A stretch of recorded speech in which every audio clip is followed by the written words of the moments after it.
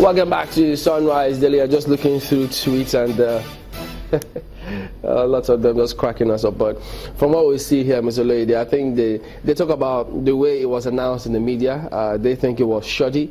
Many are also asking that institutions, a big question mark to many of those institutions. And then they ask, the NSA, should it be commenting on this kind of matter? Well, it's a security matter. I mean, the NSA can talk. The question is, what will be the quality of the talk? And how persuasive will the talk be? You see, it's not as if Nigerians are so daft. We are down, we are not out. You know, the politicians are pushing their luck too far. I mean, look, people are talking about a do election. Since this dispensation, tell me one election that has been conclusive. It's either security, it's either logistics, something happens, and then the inconclusive will be concluded haphazardly, and then the dirty job goes to the courts. And then when the side that loses says the courts are corrupt, the side that wins, the last hope of the common man. Politicians are not common men. So those are off-the-shelf phraseology. Yes. They are very rare. They are a rare breed amongst us. But you see, God help them. Now, the institutions that should be strengthened, you see, there are laws. And you see, a lot has been said about the change mantra of APC. I mean, we are all political animals. Whether we like it or not, we must express our opinions. It will favor one side today, it may favor the other side tomorrow. I keep saying it. The solution is not to strengthen men or to degrade men. The solution to the problems of this country is to strengthen institutions. But when institutions that Nigerians can run to for protection, when you deliberately hack them down, when you have a situation where an otherwise independent body will push the dirty job to an institution that should be totally independent, it becomes a big problem for all of us because nobody knows who to trust anymore. The average Nigerian, the Edo matter, the Edo imbroglio is just a metaphor for the general problem, the general malaise we have in Nigeria. And it is something that will keep happening. If you have had 4 years notice to organize an election, and 2 days to that election, you suddenly realize that there will be serious security breach on election day. One wonders what Mr. Vice President meant when he said the Nigeria police force is one of the best trained and most efficient in the world. Because our security operatives will probably have this notice a few days before yesterday. And if they had it, as security experts, one would have expected that you always have a plan A, plan B, and plan C at times. What is your plan B? This thing came to you, you had it, you are in charge of security, not INEC. INEC is not supposed to watch over its back. It's the police, it's the DSS. Right. We'll look at the timing, but let's get Markwe's question in. Markwe? And so it would seem that, where we actually have the issue is a fundamental question of trust, perhaps not informed by the manner of the announcement, or maybe exacerbated by it, but really coming from a history of what we know of our institutions.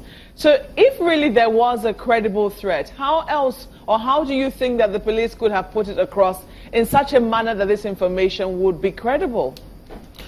Honestly, your question is very difficult for me to answer. I wouldn't know how best they could have announced. Now, but I would answer the question by probably raising another question. How easy would it have been if, looking back, our institutions had always been credible? They had always told us the truth. They had always said something and stuck with it, rather than telling us something today and something they're saying, look, it will not change. And then the next minute it's changing. How easy it will be for the Nigerian people to assimilate what they have come out with yesterday and say, okay, when the police, when they talk, it's always the truth. The problem is, it's an issue of trust. For all I care, the security threat may actually be real. Are you with me? It may actually be real. But whether it is real or not, why are you telling me that, I mean, we're not fools. Are they telling me that our security experts, they're just getting wind of this fact? Somebody, the previous person on air said something about President Muhammadu Buhari appearing in Edo State for a very huge campaign. He was there. It was fun. We all watched it. There was no security breach. And now, the highest level of security concern will be generated when the number one citizen visits anybody, any part of any country in the world. If at the time it came, there was no single problem, everything went smoothly. What INEC told us was that they dispatched all logistics, the youth corpers were ready, they've had series of meetings. And Maokwe, as at 6 p.m., I keep going back there, as at 6 p.m., INEC insisted that the elections would go on. Now, and they were all together in a meeting. INEC security experts, they were all sitting together in a meeting at the material time. That means those who eventually prevailed were outside that meeting. You think they were forced to shake this election? Well, because now, on social media, you were hearing that, oh, the police were saying this. The elections, were advising that the elections should not go on. INEC was saying, we are going on with the elections. Now, the police statements were totally external to the INEC position.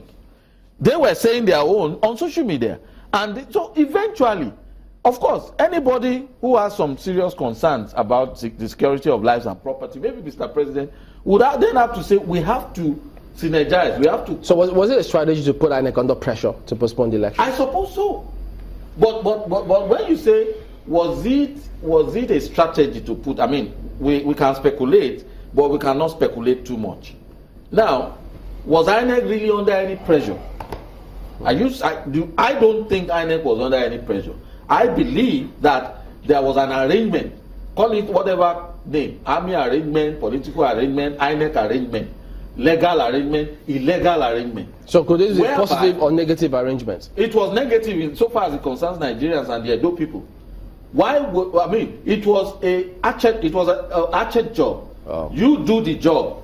We cannot say it. INEC cannot come out and tell Edo people after all the shakara that look, these elections will go on, we are ready.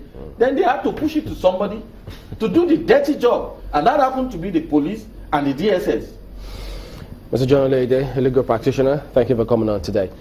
We'll be back and turn our attention a little bit staying on the same matter, but should be interesting. Join us again.